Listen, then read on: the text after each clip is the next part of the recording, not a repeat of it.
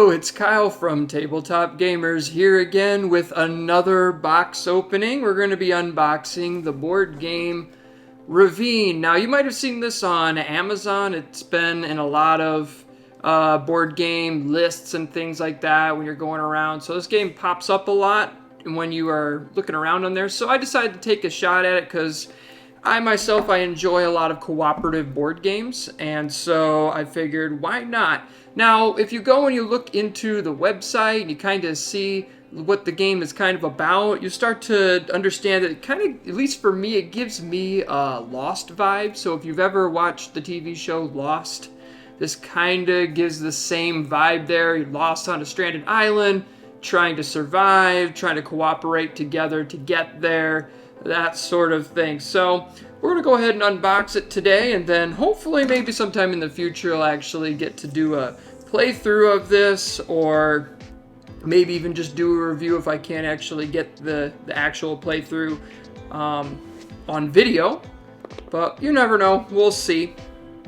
So go ahead and open it up from the back here, just so I'm not accidentally damaging the cardboard. Alright.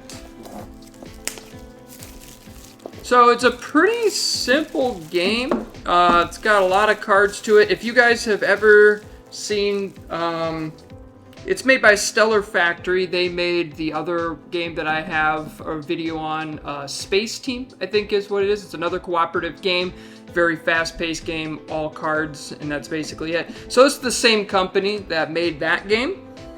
Alright, so we're going to go ahead and look inside. So first thing we see is, of course, the manual itself. It says it takes 20 minutes to play, 3 to 6 players. Recommended age is 10 and up. And the rulebook isn't too intimidating, I would say. It's about 3 pages worth here. Font is a little on the smaller side, probably because they wanted to try to fit it all into 3 pages. Don't worry though, there is a video on their website, just like with the Space Team board game. Stellar Factory has a video that kind of walks you through the game too, so you can always go and look at that as well. Some of the stuff that's going to be included in the box, according to our manual here, is Forage Cards, Night Cards, Madness Cards, Crafting and Guide Cards, and then a Wreckage Cards, and some tokens as well. So we'll go ahead and look at those next. Remember, this is just a box opening, so I'm not going to necessarily explain how you play the game or anything like that, just to kind of see what's inside. So there's your manual there. So these are the tokens. Most of them have either the heart on one side. I don't know if you're going to be able to see that. Maybe I could show that here. Heart, and then on the other side is a heart with an X through it. Basically to show this is your tracking for health. Everyone can have up to a maximum of 6 health, and of course if you go down to 0, you're dead. So pretty straightforward there. I'm pretty sure there's another token in here. Let's see if I can fetch it out, or maybe it's there. It is. So there is a fire on one side, shows the fire is out. Probably should just continue to show it on this camera. And then on the other side is the fire lit, and this just keeps track of if it's, I believe, nighttime, daytime, that sort of thing. So it's a little bit of a tracker there, although I think the fire also has some purpose in your survival too, so it's not just simply a token for tracking things. Okay, so we'll go ahead and get the tokens out of the way. Take a look at some of the other stuff in here.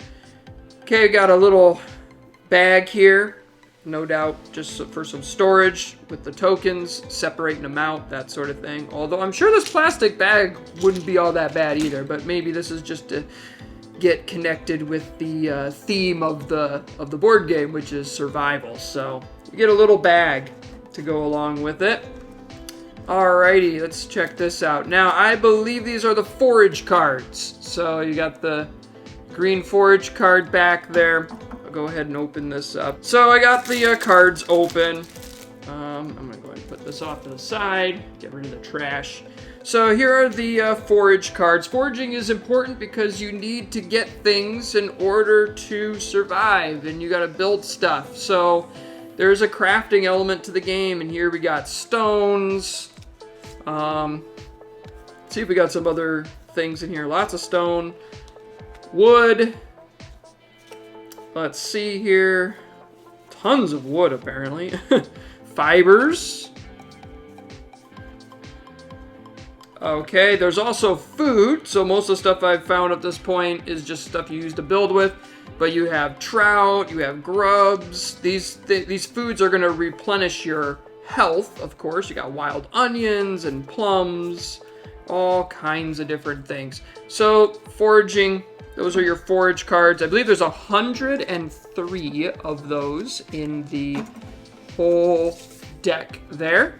And so it's going to be an important part of trying to survive. Now, as I was flipping through it, it looks like there's a lot of like wood, fiber, and stone. That's right. So those seem to be a plethora in this deck here. So you're probably going to be drawing a lot of that as you're reaching into forage. Over here we have, it looks like a mixture of cards. So this might be the rest of the foraging cards in this bag right here, and some other stuff. So there's some shelter stuff in here. Let's go ahead and take a look here. So yep, as I said, more foraging cards.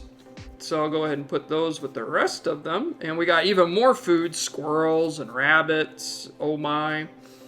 Bone piles, apparently.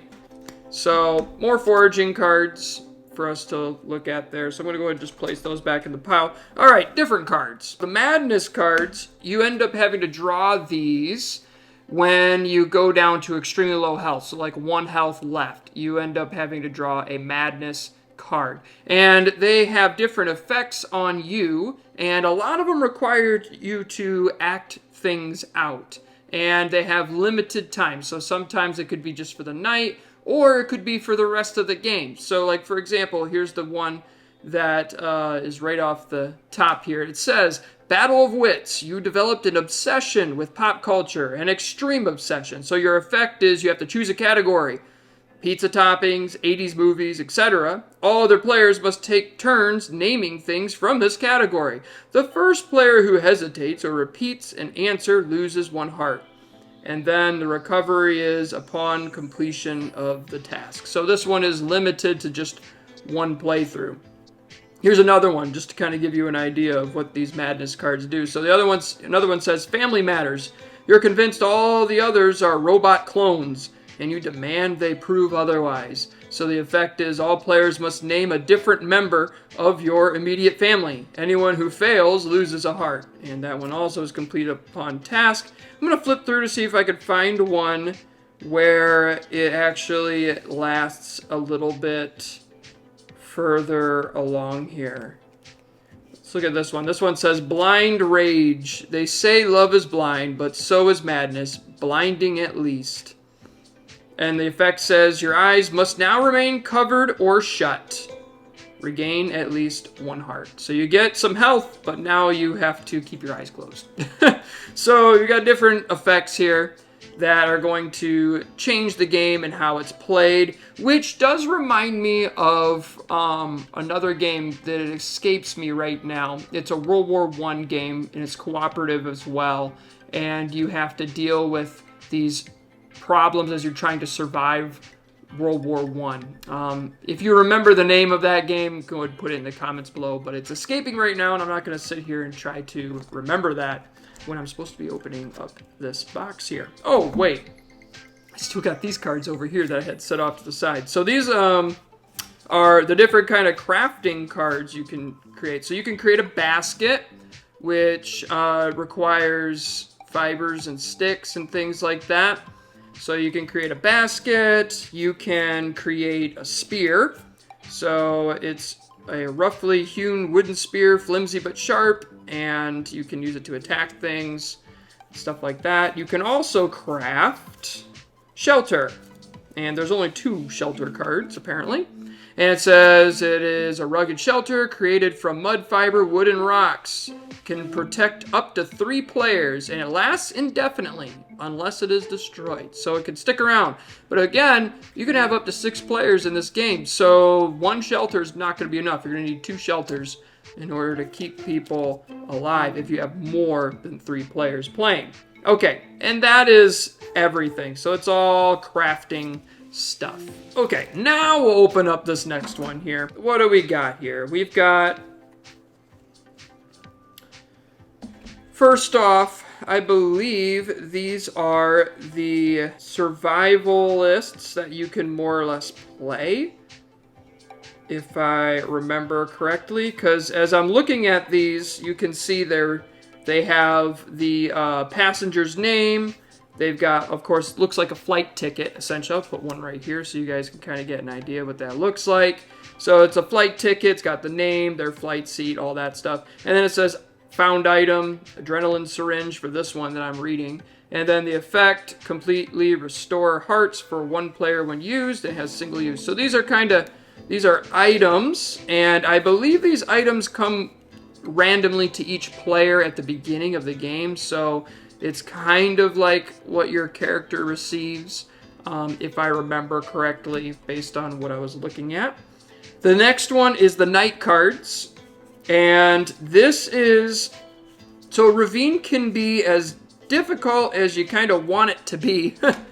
And I'm sure there's a guide to the levels of difficulty in the manual itself. But depending on how many nights you're planning to try to survive, that's going to decide how difficult it is. The more nights you have to survive, the more difficult that the game is going to be.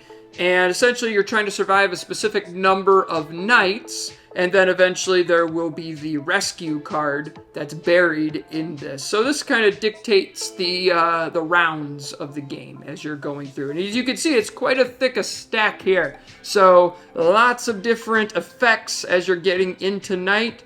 And that means that the playthroughs should be a little bit varying from playthrough to playthrough. So let's go ahead and look at a few of these night cards to see what in the world we're getting ourselves into. So here's one. It says The Cave. Wandering home at sunset, you find it. Home sweet, hole in the wall. Permanent shelter for all players. So this night card actually ends up being a great benefit because it is a permanent shelter.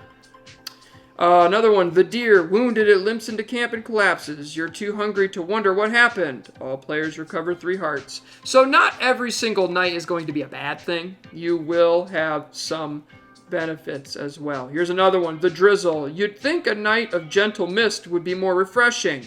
Unsheltered players lose a heart. No fire tomorrow night. It was a weather event. So that's going to affect your fireplace there. And you have to read the rules more to see what all that entails, obviously. Let's look at this last one. And that is these guide cards, which if you've seen any of my other videos, you know I'm a fan of reference cards, because reference cards are going to help players play the game faster without always having to have more and more pauses to try to figure out what in the world they're supposed to do. So these are crafting guide cards, and they tell you what you can do with the resources that you have found through foraging. So you can make a fire. Fire requires 1 wood.